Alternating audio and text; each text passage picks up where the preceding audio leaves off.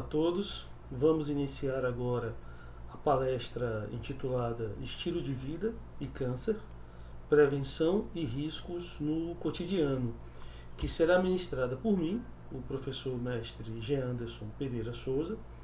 E para quem ainda não me conhece, sou docente de Ciências Biológicas e Ciências em Saúde, assim como mestre em Saúde Coletiva, especialista em Biologia Celular e também especialista em Gestão Ambiental, e sou bacharel e licenciado em Ciências Biológicas com ênfase em Genética, sendo a minha área de pesquisa a genética toxicológica através da sublinha de mutagênese e carcinogênese. Carcinogênese, que, como todos sabem, é o processo do desenvolvimento do câncer. Tá? E a carcinogênese se divide ali em 3 estágios. Um estágio de iniciação, né, que se caracteriza pelo fato dos genes sofrerem ações dos chamados agentes carcinogênicos, posteriormente seguido pelo estágio de promoção, é quando os agentes oncopromotores atuam na célula já alterada, e o terceiro estágio da carcinogênese, que é o estágio de progressão, né, caracterizado pela multiplicação descontrolada e irreversível da célula carcinogênica ou cancerígena. Tá? E uma célula cancerígena é uma célula que escapa, né, ao controle de crescimento celular e consegue ali se reproduzir de maneira muito rápida, gerando complicações bioquímicas, né, significativas para o organismo, pelo fato de que uma célula cancerígena, né, apresenta ali alterações morfofisiológicas celulares que caracterizam esta doença, né, que é uma das mais importantes da saúde pública, né, a nível mundial, e dentro ali das doenças crônico ditas como crônico-degenerativas, né, a principal doença de interesse da saúde pública. Né? E o câncer, isso porque o câncer, né, ele é uma doença de origem genética, multifatorial, resultante do acúmulo de mutações ou de alterações epigenéticas em regiões específicas do DNA que controlam ali o mecanismo de reparo, que controlam a proliferação celular e que controlam o mecanismo de apoptose, né? Gerando ali as alterações morfofisiológicas celulares que caracterizam bioquímica e fisiologicamente a doença. Né? E quanto ao que diz respeito aos danos genéticos ou que não reparados, né, e passados para as células filhas, chamada de mutação, essas mutações podem acontecer de maneira pontual, né, quando uma sequência específica ela sofre uma alteração ali, como imagino que vocês se lembrem, né, alterações de quebra, de deleção de uma sequência de bases, alterações de troca de bases nitrogenadas, alterações de adição de bases nitrogenadas também, sendo alterações mais pontuais em uma sequência específica, ou mutações que envolvem uma alteração de quantidades maiores de genes, pelo fato de que afetam diretamente um cromossomo, né, levando à perda de um cromossomo inteiro ou à fragmentação de um cromossomo e perdas de partes destes. Então, quando temos alterações a nível direto de gene, é uma alteração mais pontual, vai afetar diretamente ali aquela proteína que seria sintetizada por aquela sequência, mas quando temos ali um conjunto de danos, né, genéticos não reparados e mantidos nas células filhas, portanto uma mutação que afeta ali uma estrutura cromossômica, pelo fato do cromossomo ser, né, formado por um conjunto de genes, Aí, nesse caso, essas mutações cromossômicas, que podem ser numéricas ou por alteração na estrutura do cromossomo, acaba afetando um número maior de genes. Tá? E essas mutações, elas ocorrem com maior frequência à medida que nós vamos sendo expostos a agentes, né, ambientais chamados de agentes mutagênicos, que são agentes ali aos quais estamos expostos no ambiente e que são capazes de causar danos genéticos a nível pontual ou a nível numérico ou estrutural em cromossomos, né? E desde que essas alterações não sejam reparadas nem descartadas e sejam mantidas e passadas para as células filhas, as mesmas se tornam ali mutações. E esses agentes mutagênicos, eles podem ser de natureza biológica, né? Como por exemplo, nos últimos anos se falou muito da relação ali de alguns tipos de câncer e a presença de alguns subtipos do HPV, né? Existem mais de 100 cepas ou variantes do vírus HPV e se sabe ali que pelo menos umas 16 têm potencial carcinogênico. Então, hoje em dia já se tem ali para determinadas faixas etárias a aplicação de vacinas, né, para proteger contra o HPV, pelo fato de que o HPV, né, assim também como alguns fungos, principalmente fungos que nós temos contatos ali através da alimentação, né, apresenta uma capacidade carcinogênica. E aí, nesse caso, né, seriam agentes mutagênicos da categoria biológica, né, porque são seres vivos. Tem também ali os agentes mutagênicos, né, físicos. Então, a exposição a raio-x, né, a exposição a outras radiações vai gerar vai aumentar o risco de danos genéticos e cromossômicos, e alguns destes podem apresentar capacidade mutagênica, e se essas mutações acontecem naquela região do DNA que controla mecanismo de proliferação, que controla mecanismo de reparo, que controla mecanismo de apoptose, pode levar também a um evento carcinogênico. E aí seriam, nesse caso, agentes mutagênicos de natureza física. Temos também, né, assim como nós temos também os agentes mutagênicos de natureza química. Tá? Muitos deles estamos expostos ou através da ingestão, né, através da alimentação ali. Hoje fala-se muito da questão dos plásticos e os microplásticos, né, que já foram detectados em diversas partes de tecidos do nosso corpo, inclusive em tecidos cerebrais, já foram encontrados até em bebês ainda em desenvolvimento lá, em fetos, né? Então, os microplásticos, os derivados de petróleos presentes ali na nossa alimentação, micotoxinas, né, que são toxinas liberadas ali pelos fungos. Então, muito dos alimentos ultraprocessados, aqueles sucos em caixa, né, por exemplo, se tem acesso ali a micotoxina. Então, existem diversos, né, exemplos no nosso dia a dia. E aí, o que acontece? A exposição ocupacional frequente a esses agentes biológicos, físicos e químicos com capacidade mutagênica aumenta ali, né, a ocorrência de danos genéticos que podem não ser reparados e virarem mutações. Tá? É bom explicar que dentro ali da genética toxicológica, que é a parte da genética que estuda os riscos, os efeitos positivos ou negativos sobre o nosso DNA a partir da exposição a diversas substâncias presentes no ambiente, existem esses danos, né, genéticos e cromossômicos, pontuais ou cromossômicos, eles passam por algumas categorias de classificação.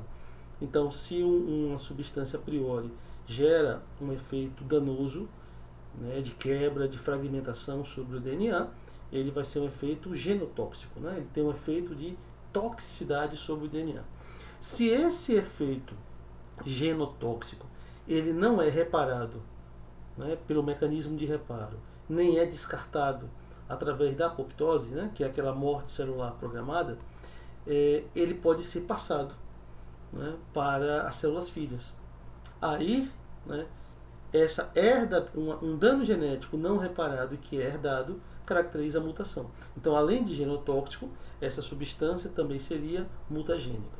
Se essas alterações herdadas, né, não reparadas, não descartadas e herdadas, ocorrerem em regiões do DNA que controlam a proliferação, crescimento da célula, que controlam o mecanismo de reparo, ou que influencia a apoptose, aí, além de genotóxica e mutagênica, esses agentes passam a ser também carcinogênicos, porque eles vão agir sobre regiões do DNA que vão provocar ali, iniciar o processo de carcinogênese. Tá?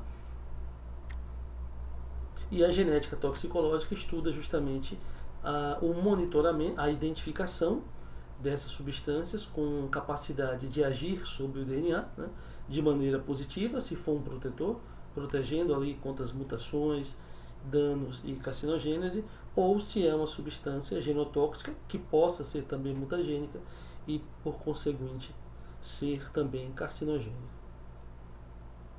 E monitorar, né? E após a identificação dessas substâncias, que as mesmas sejam monitoradas. Assim, além das mutações, um outro fenômeno ou um conjunto de mecanismos que também tem uma relação com o processo de carcinogênese é a chamada epigenética. Né? Então, epi quer dizer algo que é externo.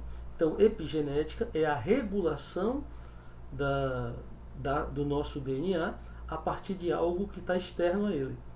Tá? Então, quando eu me referi às mutações, eu estava me referindo à capacidade que tem as substâncias mutagênicas de danificar a estrutura do DNA e, consequentemente, alterar a informação genética que está ali.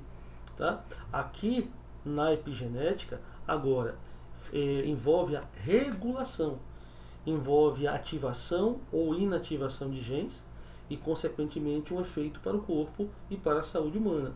A questão é que aqui você não danifica a estrutura, né, do DNA.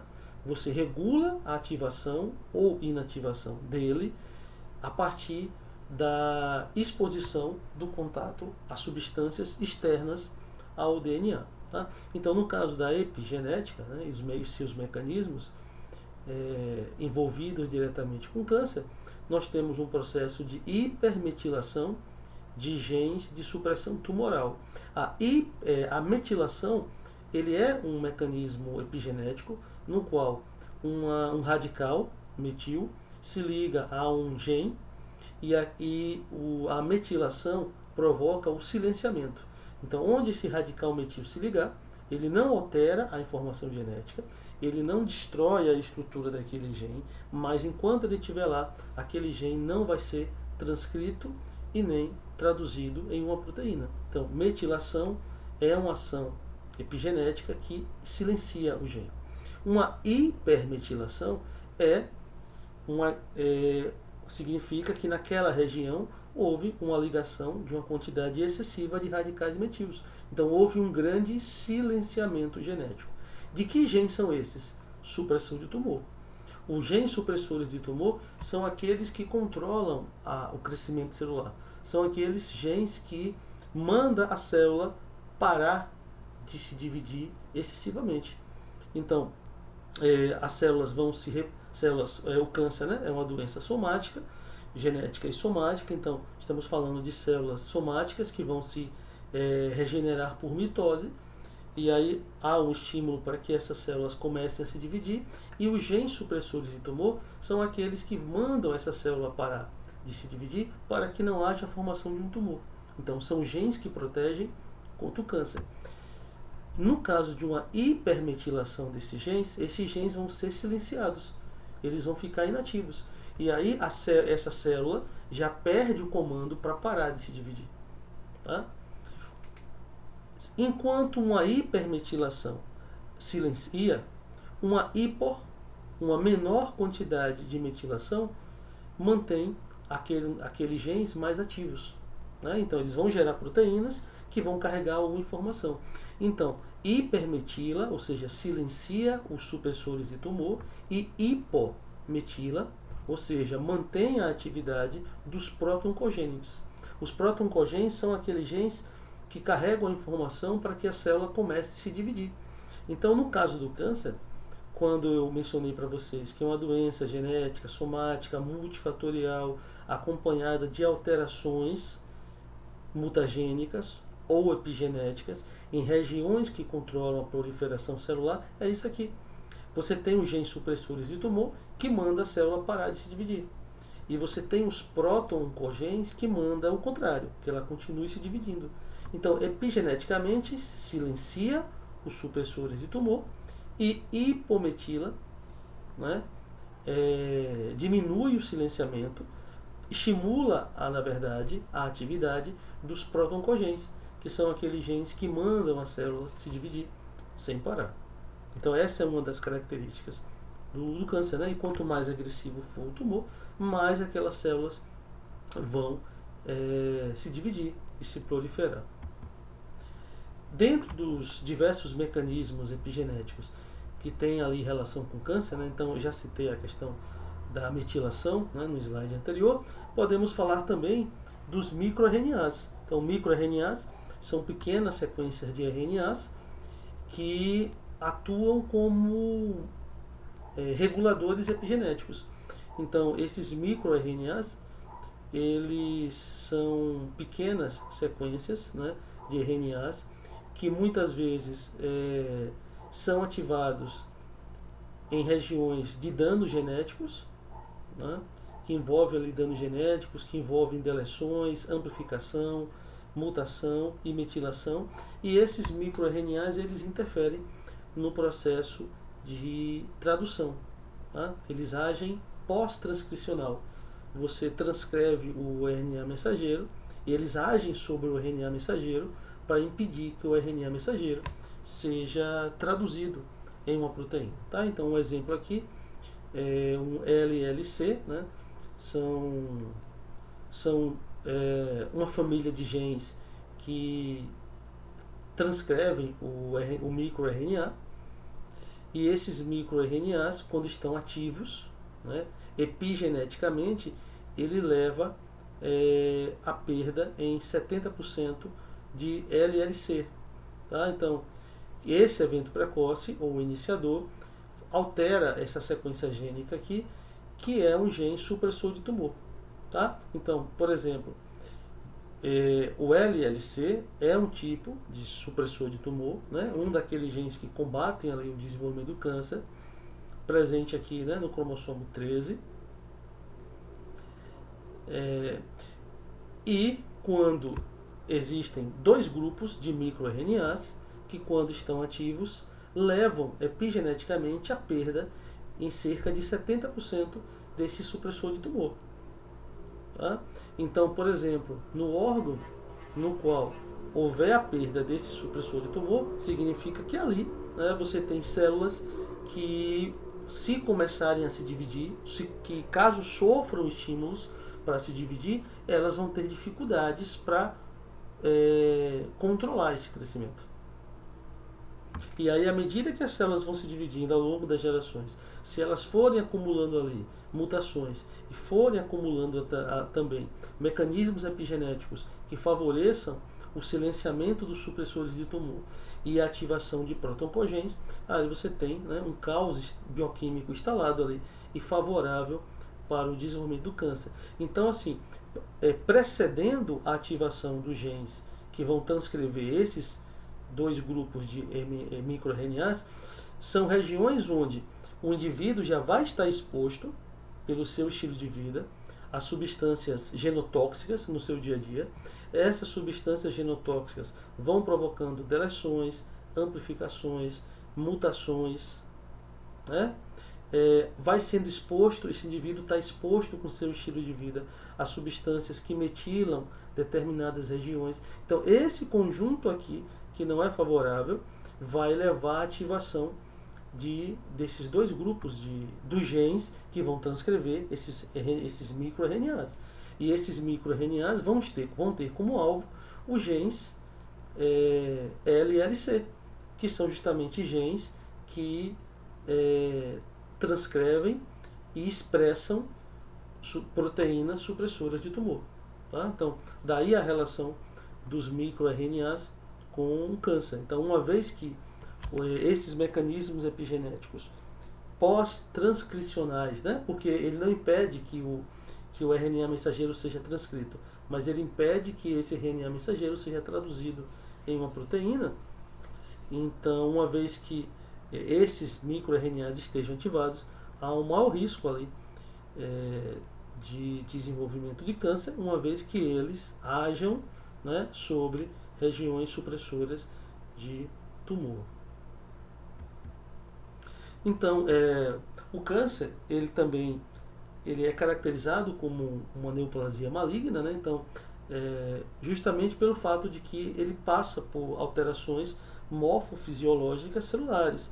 E uma dessas alterações morfofisiológicas envolve ali o escape do controle de crescimento, gerando a neoplasia. Né? Então, aplasia quer dizer divisão celular. Neo é novo.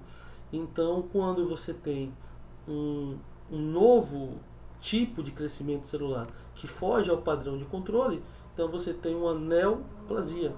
E se essa neoplasia envolve aquilo que eu mencionei, alterações mutagênicas ou regulações epigenéticas em regiões que controlam o crescimento celular, célula que cresce sem parar, altera o mecanismo de reparo, então os danos genéticos não vão ser reparados, e altera o mecanismo de apoptose, essa célula com danos acumulados, que não foram reparados, que não para de crescer e que não vai se suicidar. Aí se tem a neoplasia maligna, né, que caracteriza ali a doença.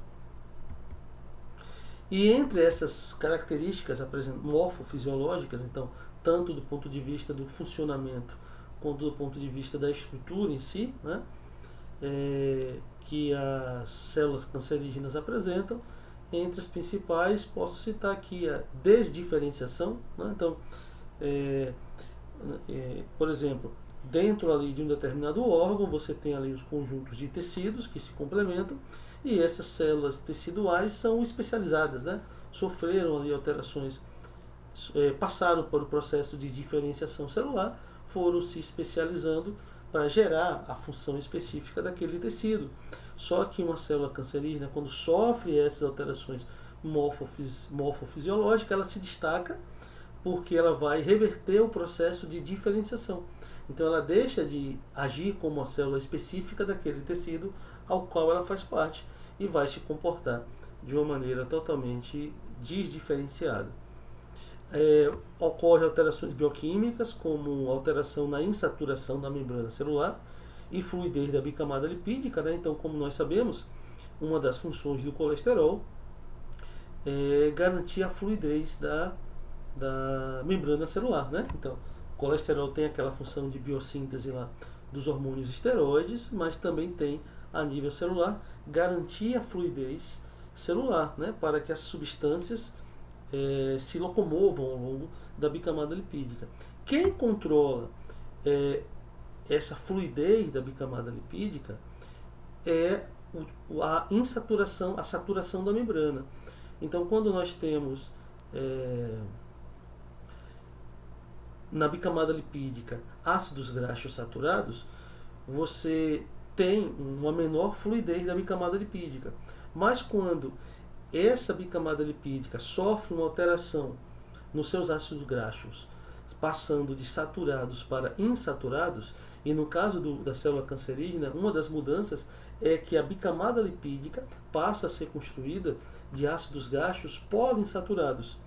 Isso faz com que se mantenha uma quantidade maior de colesterol na membrana e, consequentemente, aumenta a fluidez da bicamada lipídica. Por quê? Porque a célula cancerígena é uma célula de metabolismo rápido, que está o tempo todo trabalhando, o tempo todo dividindo, e mais substâncias precisam entrar e sair dela. Então, uma das alterações bioquímicas envolve justamente a alteração da poliinsaturação da membrana celular para garantir uma maior fluidez da bicamada lipídica, favorecendo a entrada e saída de substâncias no ritmo mais elevado. Um aumento de atividades bioenergéticas, então, tanto que se sabe, né, que o câncer também ele mata o indivíduo pelo fato por parada cardiorrespiratória, quer dizer, ele leva à inanição do sistema, do organismo, pelo fato de que, como ele tem uma demanda energética muito grande, como ele precisa de ofertas energéticas muito grandes, as substâncias, principalmente aquelas que podem ser oxidadas para liberação de energia, né, principalmente o açúcar, vai ser desviado para o tumor. Então, e isso faz com que, né, esses processos de oxidação orgânica que vai acontecer para a liberação de energia faz com que as atividades bioenergéticas sejam maiores no tumor. O processo de divisão celular, expressão gênica também.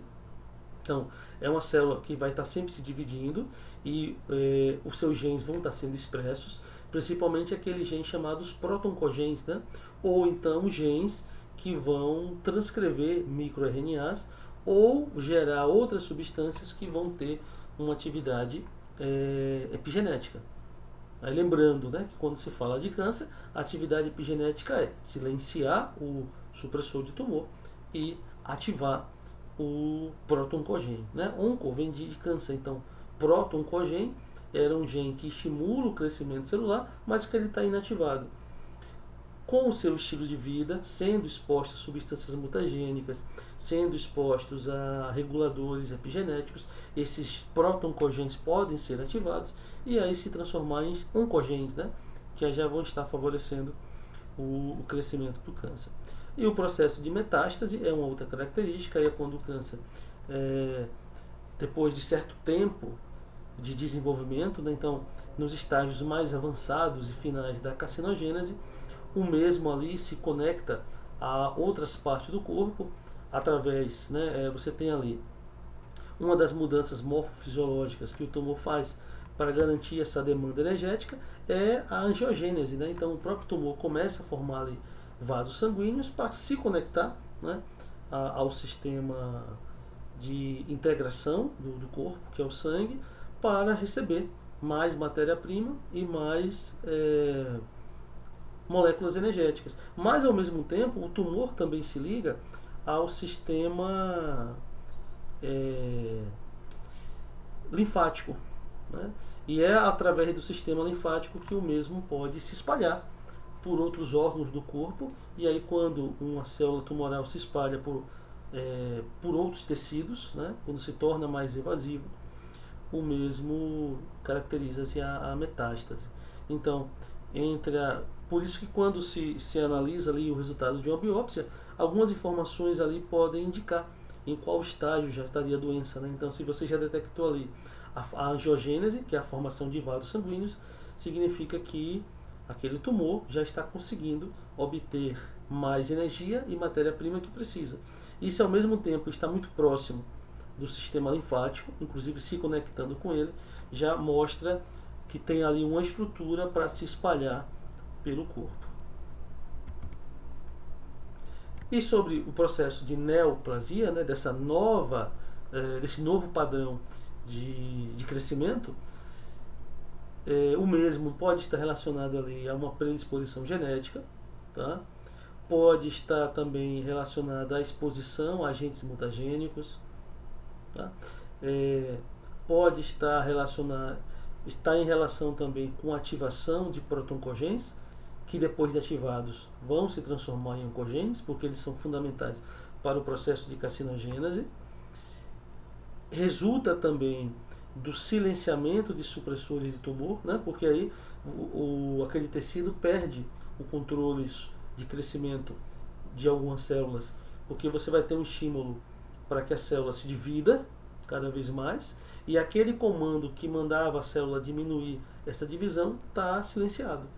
Então você tem uma célula que vem uma proteína sinalizando para que ela se divida, e a outra, e o mecanismo de defesa está silenciado, tá? Então vem a fase do crescimento acelerado e vem todas aquelas alterações que caracterizam ali as etapas, os estágios da carcinogênese, capacidade de se receber, de atender a sua demanda energética e bioquímica através da angiogênese e, consequentemente, a ligação ali com o sistema linfático para se espalhar pelo corpo, né? Então, por isso que às vezes o câncer não é uma doença que surge de uma hora para outra, né? Ele é um processo, esse processo que se divide em 3 estágios, né? Que é o carcinogênese, e essa carcinogênese pode mudar o seu tempo, né?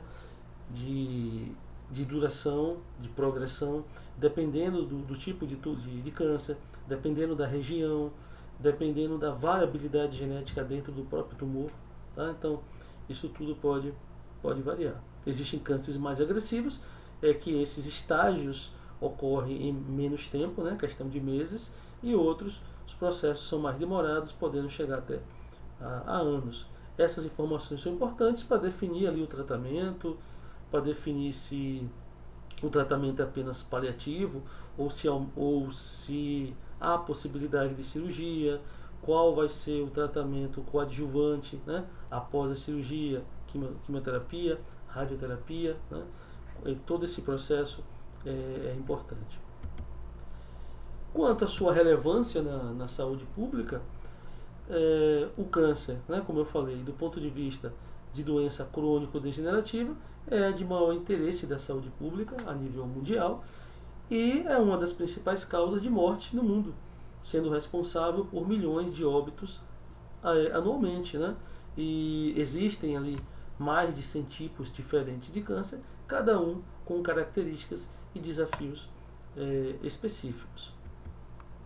Do ponto de vista econômico, o tratamento do câncer é caro, envolvendo cirurgias, quimioterapia, radioterapia e medicamentos de alto custo. E do ponto de vista também da produtividade, né, é algo que afeta ali, é um efeito econômico da doença, é que o paciente com câncer e seus cuidadores frequentemente precisam se ausentar do trabalho, resultando em perda de produtividade econômica. Né? É uma doença também que, por ser global, acaba evidenciando ali desigualdades na própria assistência à saúde, uma vez que há disparidades significativas no acesso ao diagnóstico e tratamento do câncer, especialmente em países de baixa e média renda. Né? Sem falar que, né, a falta de conhecimento sobre prevenção e detecção precoce contribui para diagnósticos tardios e piores prognósticos. Então, assim, a educação e a conscientização, né, sempre vai ser a melhor medida de profilaxia contra qualquer doença. Né? É que se você tem uma doença epidêmica, né, uma infecto-contagiosa, aí você tem a educação, os processos, as medidas sanitárias e as vacinas, né, como principais ferramentas de prevenção. Quando se trata de doenças crônico-degenerativas, o papel da educação e da conscientização se torna ainda maior, porque as doenças crônico-degenerativas têm uma relação mais direta ainda com o estilo de vida.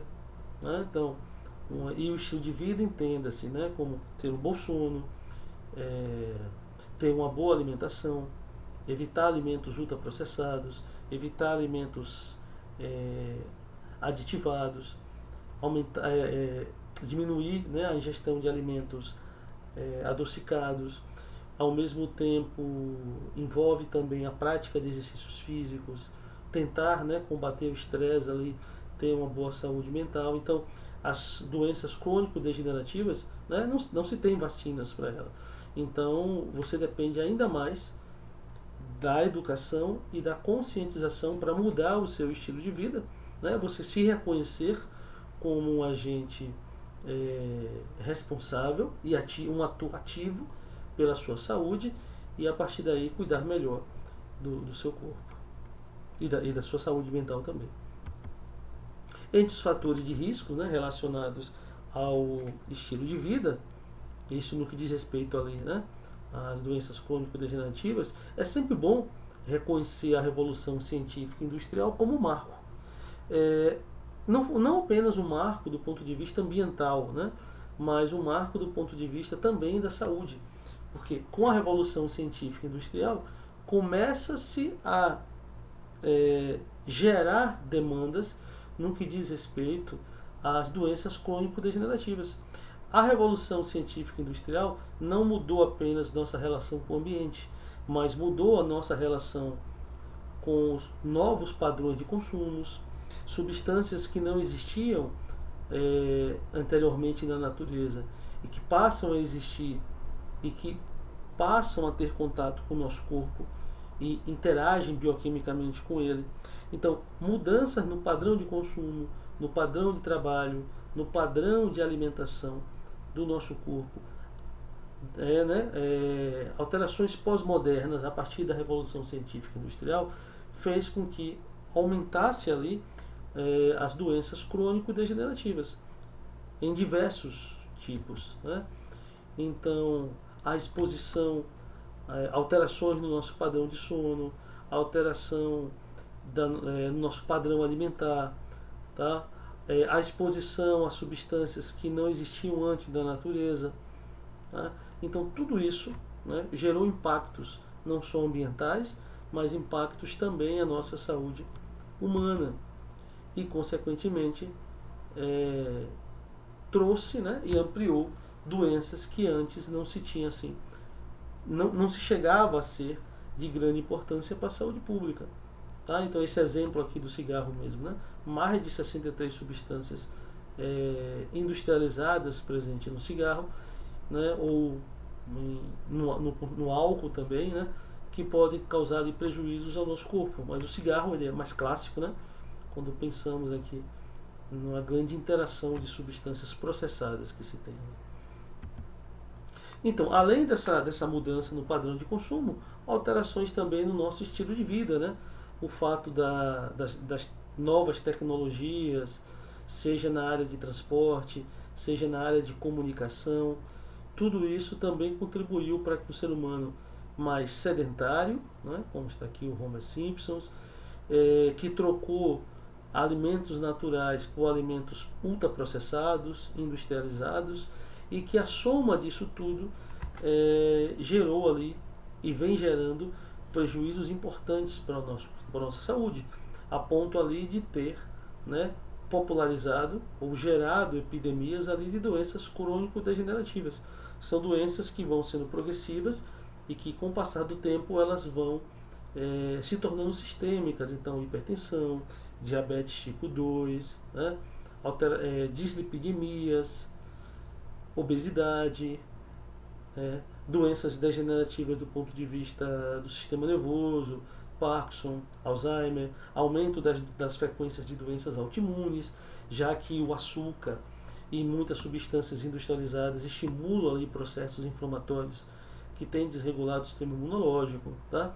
Então, e o próprio câncer, né, como consequência dessa alteração no estilo de vida, né? Um estilo de vida considerado mais saudável, com alimentação natural, prática de exercícios físicos, sendo substituído por esse modelo aqui, Homer Simpson, né? Tanto que os países mais desenvolvidos do ponto de vista econômico, principalmente aqui no Ocidente, têm ali altas taxas, né, de obesidade, diabetes, hipertensão e o próprio câncer também. Então, com essa alteração, né, no nosso padrão de vida, no nosso estilo de vida, muito impactado ali pela Revolução Industrial e Científica, inúmeras doenças, né, se tornaram emergentes e hoje já podem ser consideradas crônicas, degenerativas e epidêmicas, e sendo que elas estão diretamente ligadas ao nosso estilo de vida.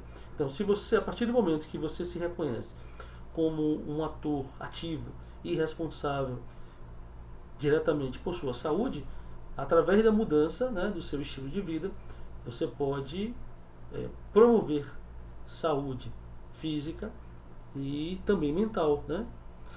E também social, já que ao longo do século passado houve também, do ponto de vista epidêmico, né, uma atualização de conceitos e diversas diversos conceitos ligados à saúde e diversas categorias de doenças foram acrescidas também. Então, e entre essas inúmeras doenças, né, ligadas diretamente com o nosso estilo de vida, o tema aqui da nossa palestra é o câncer. E aí temos aqui um exemplo do cigarro. O cigarro, na verdade, por conta dessa grande quantidade de substâncias processadas que tem nele, substâncias processadas são aquelas que foram sintetizadas ou alteradas pela indústria, né?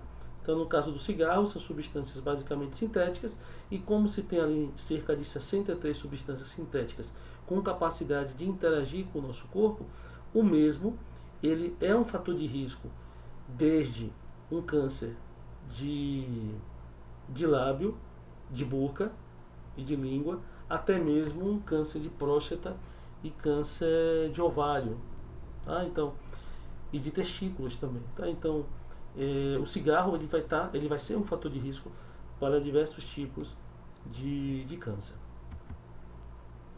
Né? E como é possível, né? Já que é uma substância que você usa a nível de sistema respiratório e vai ter relação com câncer, por exemplo, de ovário, né? Ou de próstata, pelo fato de que a substância, ao ser inalada, vai para os pulmões, nos pulmões ocorrem as trocas gasosas, essas substâncias genotóxicas, mutagênicas, carcinogênicas presentes no cigarro, vai cair na corrente sanguínea e vai se espalhar por diversos órgãos do nosso corpo, né? Algumas vão apresentar ação genotóxica a nível de causar mutações, e outras podem gerar um efeito genotóxico epigenético, né? Não danificando o DNA, mas alterando ali a expressão gênica de regiões importantes. Se afetar aquelas regiões que controlam proliferação celular, mecanismo de reparo e apoptose, aí vai aumentar, né, o risco de desenvolvimento de câncer no seu usuário. Então, o estilo de vida é grande responsável pelo surgimento da maioria dos tipos de câncer, e apenas 10% dos tumores tem origem exclusivamente genética. É aquele caso ali dos 10%, quando numa família ali se tem alguns genes mutantes, né, ali para mutantes a nível de protoncogenes ou mutantes a nível de supressores de tumor danificados, e esses são passados ali de pai, de mãe, de geração parental para os filhos, aumentando muito a chance de se ter a doença. Mas, ainda assim, você precisaria herdar, né, tanto da mãe quanto do pai, as duas cópias danificadas geneticamente. Quando você tem pelo menos uma que não está danificada, você ainda consegue ali, com seu estilo de vida, diminuir o risco de desenvolvimento da doença. Então, assim, 90% dos cânceres ali, eles vão ter relação direta com o seu estilo de vida. Então, você pode ter um estilo de vida ali sedentário, de grande consumo de produtos ultraprocessados, baixa ingestão de alimentos naturais, né? Então, nesse conjunto ali de interações, a doença, por ser multifatorial, pode se expressar. Em relação ao hábito tabagista, o tabagismo é o hábito de consumir produtos derivados do tabaco, como cigarro, charutos e cachimbos, e o mesmo, né, é um dos principais fatores de risco evitáveis para o desenvolvimento de câncer, né? E diversos tipos de câncer, como mencionei, se tem relação ali entre o hábito tabagista e diversos tipos de cânceres, que vão desde câncer de lábio até câncer nos órgãos sexuais, por exemplo, ou de reprodução.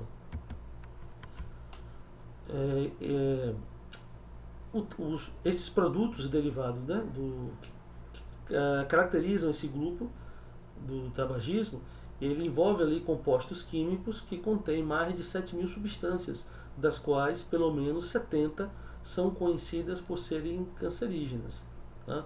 E entre essas substâncias se tem ali o alcatrão, a nicotina, o benzeno, formaldeído, arsênico e cádmio, por exemplo.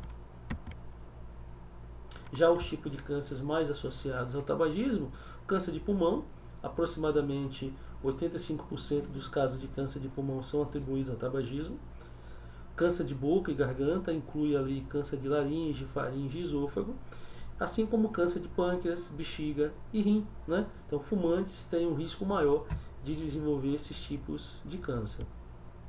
Já a relação entre alimentação e câncer, é importante destacar que você vai ter de um lado os alimentos naturais, com a capacidade de proteger contra o câncer, e de outros alimentos ali ultraprocessados, né? Que são aqueles que foram alterados ou sintetizados totalmente ali pela indústria alimentícia e que não são benéficos do ponto de vista da saúde.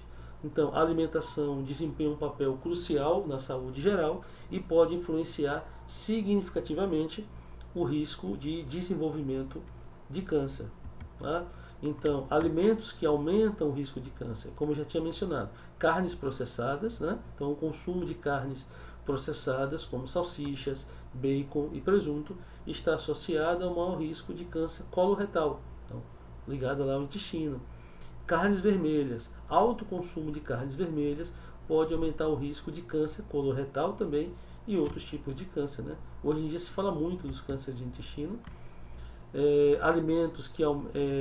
Outros alimentos que ainda aumentam também o risco de câncer, como alimentos ricos em gorduras saturadas, que são aquelas dietas ricas em gorduras saturadas que estão associadas ao maior risco de câncer de mama e próstata, assim como o consumo excessivo de açúcares e carboidratos refinados. Então são aqueles que são processados.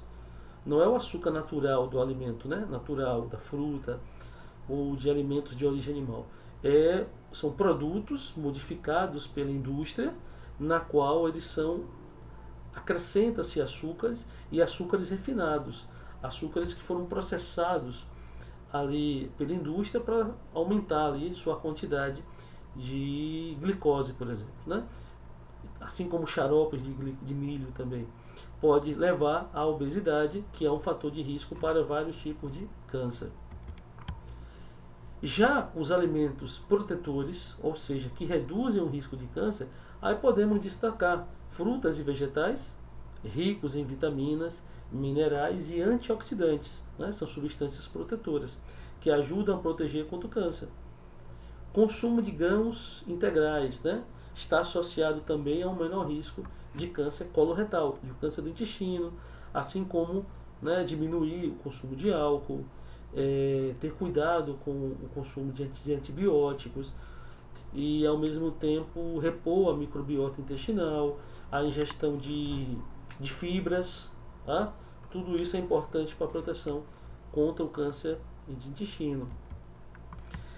As leguminosas, como feijões, lentilhas e outras leguminosas, são fontes de fibra e nutrientes que podem ajudar a reduzir o risco de câncer, assim como peixes ricos em ômega 3 e gorduras saudáveis, como azeite de oliva, podem ter efeitos protetores contra o câncer, né? Sem falar que são substâncias ricas em antioxidantes e também anti-inflamatórias. Já o mecanismo de ação, né, dos alimentos, nós temos o grupo dos antioxidantes, que são compostos que ajudam a neutralizar os radicais livres, protegendo as células contra danos que podem levar ao câncer, assim como as fibras, que ajudam na digestão e podem reduzir o risco de câncer coloretal. Tem-se também os compostos bioativos, que são substâncias encontradas em alimentos, como flavonoides e carotenoides, ambos são grupos de antioxidantes, tá? Que têm propriedade anticancerígena. Quanto à recomendação, né, para uma dieta considerada mais saudável, é sempre bom ali garantir uma variedade de alimentos. Eu sempre falo para os meus alunos que a cor do seu prato, né, da sua dieta, vai ser um bom marcador. Então, quanto mais diversificado em relação às cores tiver ali a sua dieta, uma maior probabilidade de você ter um pouco de diversos nutrientes importantes. Então, incluir uma ampla variedade de frutas, vegetais, grãos integrais e proteínas magras na dieta. Isso é importante, assim como reduzir os alimentos processados, que são aqueles alimentos que não são mais naturais, que foram modificados pela indústria alimentícia. Então, limitar o consumo de carnes processadas e alimentos ricos em gorduras saturadas e açúcares. Hidratação adequada, então beber bastante água e evitar bebidas açucaradas, assim como limitar o consumo de álcool para reduzir o risco de câncer. Tá? Uma outra estratégia importante para combater o câncer é a importância de se praticar atividades físicas ou exercícios físicos. Né? Então, a prática regular de atividade física é essencial para a manutenção da saúde e bem-estar geral. Além de melhorar a qualidade de vida, a atividade física desempenha um papel crucial na prevenção de várias doenças, incluindo o câncer. Né? Então, entre os diversos benefícios da atividade física na prevenção do câncer, se tem o fato de que estudos mostram que a atividade física regular pode reduzir o risco de vários tipos de câncer, incluindo ali o câncer de mama, colo, endométrio e pulmão. Sem falar que a atividade física ajuda a manter um peso saudável, o que é importante, uma vez que a obesidade é um fator de risco, como eu já mencionei, para múltiplos tipos de câncer. O papel da atividade física na regulação hormonal também é importante, uma vez que a prática de exercícios pode ajudar a regular hormônios como o estrogênio e insulina, que estão associados ao desenvolvimento de câncer. Assim como a atividade física ajuda a regular e fortalecer o sistema imunológico, ajudando o corpo a combater células cancerígenas também. Então, o sistema imunológico não combate só viroses, infecções por bactérias e fungos, não. Combate também no nosso corpo células danificadas, envelhecidas e também células carcinogênicas. Então, entre os mecanismos de ação da atividade física, se está redução da inflamação, melhoria da função imunológica e aumento da mobilidade intestinal também, né? Já que a atividade física pode acelerar o trânsito intestinal, reduzindo o tempo de exposição do trato gastrointestinal a substâncias cancerígenas. Né? É importante também, ao recomendar a prática de exercícios físicos, entender que a duração e a frequência também são importantes. Tá? Então, recomenda-se pelo menos 150 minutos de atividade física moderada ou 75 minutos de atividade física vigorosa por semana. E entre os tipos de exercícios, inclui atividades aeróbicas, como caminhada, corrida, ciclismo, e exercícios de fortalecimento muscular, como levantamento de peso e yoga, por exemplo. Tá? Então, bom, assim como os alimentos, né, é bom você intercalar, ter uma variedade de alimentos, que se tenha também uma variedade ali de exercícios físicos que possam serem aplicados. Né? É importante também que essa prática de exercícios físicos seja incorporado na rotina diária. Então, encorajar a prática de atividades físicas no dia a dia, como caminhar ou andar de bicicleta para o trabalho, usar escadas ao invés de elevadores e participar de esportes recreativos. Então, são dicas importantes. Tá? Um outro hábito também que pode influenciar diretamente o desenvolvimento de câncer, cada vez mais os estudos recentes têm falado sobre ele, é o hábito etílico, né? O hábito ali de consumo de bebidas alcoólicas. Então, o consumo de álcool é um fator de risco significativo para o desenvolvimento de vários tipos de câncer. Tá? E, por exemplo, o câncer de boca e garganta, que inclui ali o câncer que inclui boca, faringe, laringe e esôfago. Então, o álcool pode irritar as células da mucosa, aumentando o risco de mutações. Tá? Assim como o câncer de fígado. Então, o álcool é metabolizado no fígado, onde pode causar danos celulares e inflamação crônica, levando ao câncer hepático, por exemplo. Câncer de mama, né, o consumo de álcool pode aumentar os níveis de estrogênio no corpo, o que está associado a maior risco de câncer de mama. Há substâncias no álcool, né, principalmente na cerveja ali, e no vinho, que estimulam a conversão de testosterona e estrogênio, né, com hormônio feminino. Então pode ter essa relação também. O câncer de colo e reto, né, então o álcool pode afetar a mucosa intestinal e alterar o metabolismo de substâncias cancerígenas, aumentando o risco de câncer coloretal. Então, por isso que eu mencionei, quando eu falei lá do câncer de intestino, né, que além da questão da fibra, de repouso probióticos, principalmente quando se usa ali antibióticos, mas eu falei também de moderar o consumo do álcool, né? Já que o mesmo vai gerar um efeito inflamatório, danoso sobre a própria mucosa intestinal e afetar a própria microbiota também.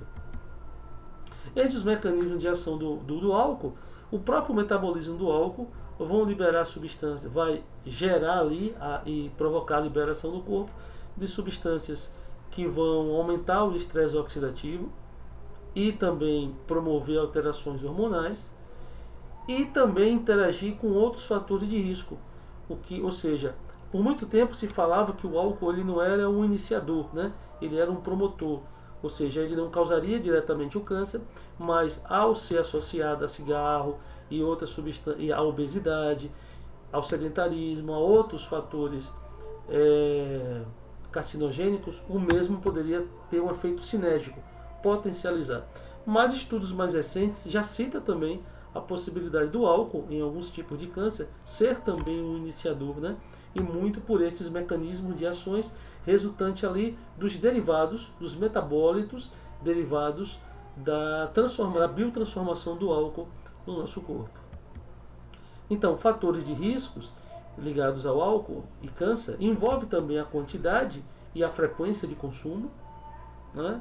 O comportamento de consumo, então, é importante e a interação com outras substâncias carcinogênicas, o que vai potencializar o efeito negativo, né? Já que ocorre uma sinergia.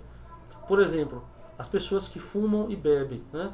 O álcool ele vai quebrar, ele vai afetar a mucosa bucal, né? Porque o álcool ele atua como um detergente, então ele vai quebrar, por exemplo, a bicamada lipídica. Ao quebrar a bicamada lipídica, ele também vai penetrar na célula, vai danificar também a membrana que reveste a célula, né, a carioteca, e vai deixar o núcleo exposto. Então a pessoa que bebe e fuma, ela vai danificar suas membranas celulares e vai deixar o núcleo e consequentemente o DNA exposto, por exemplo, ali a substâncias presentes no cigarro. Então por isso que no caso das pessoas que têm um hábito tabagista e etilista, o risco de câncer vai ser maior devido a essa possível sinergia. Também é importante falarmos da exposição ao sol e da sua relação com o câncer. A priori, uma baixa exposição ao sol vai ser uma proteção, né? Você ter ali 10 a 15 minutos de exposição diária ao sol vai estimular a produção de vitamina A, de vitamina D, de vitamina E, né? A vitamina D tem uma ação direta no sistema imunológico, então já reforça a defesa do corpo. E a vitamina A e a vitamina E, que são lipossolúveis, são também antioxidantes, o que vai combater o estresse oxidativo e, consequentemente, os efeitos negativos deste. Tá? Então, quando nós falamos da relação da radiação solar e do câncer, baixa exposição, 10 a 15 minutos ali diariamente, vai ser benéfico. Agora, uma exposição excessiva às radiações solares, aí aumenta o risco de danos ao nosso material genético e, consequentemente, um maior risco de alguns tipos de câncer de pele, como, por exemplo, o carcinoma basocelular, que é o tipo mais comum e menos agressivo. Geralmente aparece em áreas expostas ao sol, como o rosto e pescoço. Assim como o carcinoma espinocelular, também relacionado à exposição solar, pode se desenvolver em outras partes do corpo e, se não tratado, pode se espalhar para outros órgãos. E o melanoma, né, que é o tipo mais agressivo e perigoso de câncer de pele, surge como manchas ou pintas irregulares e exige diagnóstico precoce para aumentar as chances de cura. Então, qual seria a prevenção? Né? O uso de protetor solar, aplicar protetor solar com fator de proteção acima de 30 em todas as áreas expostas ao sol, reaplicando a cada 2 horas ou após nadar ou suar.